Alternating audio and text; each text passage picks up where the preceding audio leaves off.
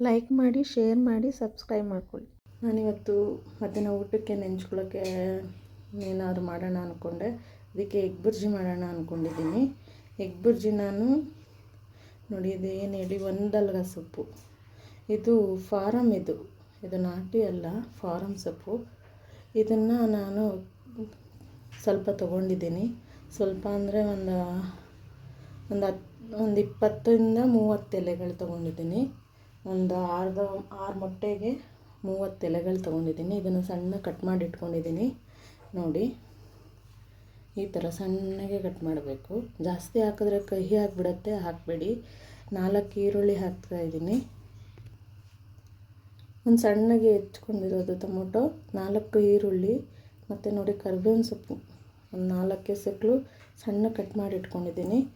6 tomato ಮತ್ತು pepper powder, ಖಾರಕ್ಕೆ ಸ್ವಲ್ಪ ಉಪ್ಪು, ಎಣ್ಣೆ. ಇವಾಗ ಹೇಗೆ ಮಾಡೋದು ಅಂತ ತೋರಿಸ್ತೀನಿ ನೋಡಿ. ಹಾಕಿದ್ದೀನಿ, ಎಣ್ಣೆ ಹಾಕಿದ್ದೀನಿ, ಒಂದು 10 ಸ್ಪೂನ್ ಎಣ್ಣೆ ಹಾಕಿದ್ದೀನಿ. ಈಗ ಇದಕ್ಕೆ ಎಲ್ಲ ಒಂದೊಂದೇ ಒಗ್ಗರಣೆ ಹಾಕ್ಕೊಳ್ಳೋಣ. ಈರುಳ್ಳಿ ಹಾಕ್ತಾಯಿದ್ದೀನಿ ಫಸ್ಟಿಗೆ.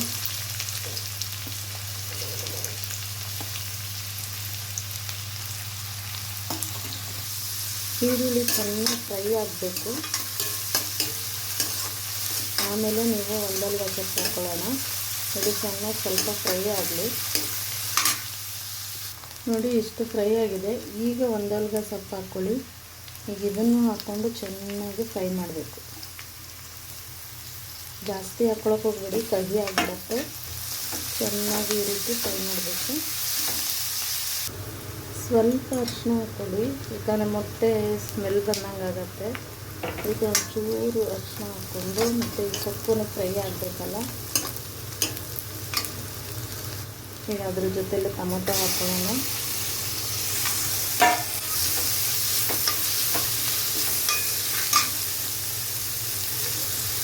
ಸ್ಟವ್ ಸಣ್ಣ ಮಾಡಿಕೊಂಡು ಈಗ ಮೊಟ್ಟೆ ಹೊಡೆದಾಕಿ. ನೋಡಿ, ಮೊಟ್ಟೆ ಹೀಗೆ 6 ಮೊಟ್ಟೆ ಅಷ್ಟೇ ಹಾಕಿ. ಇದಕ್ಕೆ 6 ಮೊಟ್ಟೆ ಅಷ್ಟೇ ಸರಿ ಆಗುತ್ತೆ. ಒಂದಲ್ಗ ಸೊಪ್ಪು ತುಂಬ ಒಳ್ಳೆಯದು.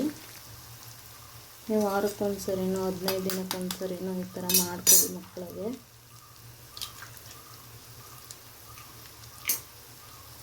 ನೋಡಿ, ಹೀಗೆ ತಿರುಗಿಸ್ತಾ ಇರಬೇಕು, ಬಿಡೋಂಗಿಲ್ಲ, ತಳಕ್ಕೆ ಬಿಡುತ್ತೆ. ಆ ಸೊಪ್ಪಿಗೆ ಎಲ್ಲದಕ್ಕೂ ಅದು ಎಗ್ಗು ಸೇರಿಕೊಳ್ಬೇಕು. ನೋಡಿ, 1 ಸ್ಪೂನಷ್ಟು, ನಿಮಗೆ ಖಾರ ಎಷ್ಟು ಬೇಕೋ ಅಷ್ಟು ನೋಡಿ ಹಾಕ್ಕೊಳ್ಳಿ. 3/4 ಸ್ಪೂನು ಇಲ್ಲ 1 ಸ್ಪೂನು ಹಾಕ್ಕೊಳ್ಳಿ. ನಾನು ಇದು 1 ಸ್ಪೂನೇ ಹಾಕ್ಕೊತಿದ್ದೀನಿ. ಯಾಕಂದರೆ ಎಗ್ ಬುರ್ಜಿಗೆ ಸ್ವಲ್ಪ ಖಾರ ಇದ್ರೇ ತಿನ್ನೋಕ್ಕಾಗೋದು. ಸೆತ್ತೆ ಇದ್ದರೆ ಅಷ್ಟು ಚೆನ್ನಾಗಾಗಲ್ಲ. ನೋಡಿ, ಉಪ್ಪು ನೋಡ್ಕೊಂಡು ಹಾಕ್ಕೊಳ್ಳಿ. ಇಷ್ಟಕ್ಕೆ ನಾನು ಇಷ್ಟು ಹಾಕ್ಕೊತಾಯಿದ್ದೀನಿ. ನೋಡಿ, ಈಗ ಆಗಿದೆ. ನೀವು ಪೆಪ್ಪರ್ ಪೌಡ್ರು, ಉಪ್ಪೆಲ್ಲ ಹಾಕಿ ಚೆನ್ನಾಗಿ ತಿರುಗಿಸ್ತಾ ಇರಬೇಕು. ಕೊತ್ತಂಬರಿ ಸೊಪ್ಪೇನು ಹಾಕೋದು ಬೇಡ, ಒಂದಲ್ಗ ಸೊಪ್ಪು ಹಾಕಿದ್ದೀವಿ, ಜಾಸ್ತಿ ಸೊಪ್ಪು ಅನಿಸ್ಬಿಡತ್ತೆ. ನೋಡಿ, ಹಿಂಗೆ ಫ್ರೈ ಆಗ್ತಾಯಿದ್ರೆ ಸ್ಮೆಲ್ ಬರ್ತಾ ಇರಬೇಕು. ನೋಡಿ, ಹಿಂಗೆ ಘಮ ಅಂತ ಬರ್ತಾ ಇದೆ. ಈಗ ರೆಡಿ ಆಗಿದೆ. ಇದು ಟೇಸ್ಟ್ ನೋಡೋಣ. ಎಲ್ಲ ಕರೆಕ್ಟಾಗಿದೆ. ನಿಮಗೆ ಬೇಕಂದರೆ ಇನ್ನೂ ಸ್ವಲ್ಪ ಖಾರ ಹಾಕ್ಕೊಳ್ಬೋದು, ಬೇಡ ಅಂದರೆ ಸಾಕು. ನೋಡಿ, ಈಗ ರೆಡಿಯಾಗಿದೆ. ನೀವು ಮನೇಲಿ ಟ್ರೈ ಮಾಡಿ, ಇದು ಹೇಗಿದೆ ಅಂತ ಟೇಸ್ಟ್ ನೋಡಿಬಿಟ್ಟು ಹೇಳಿ, ನನಗೆ ಕಮೆಂಟ್ ಮಾಡಿ.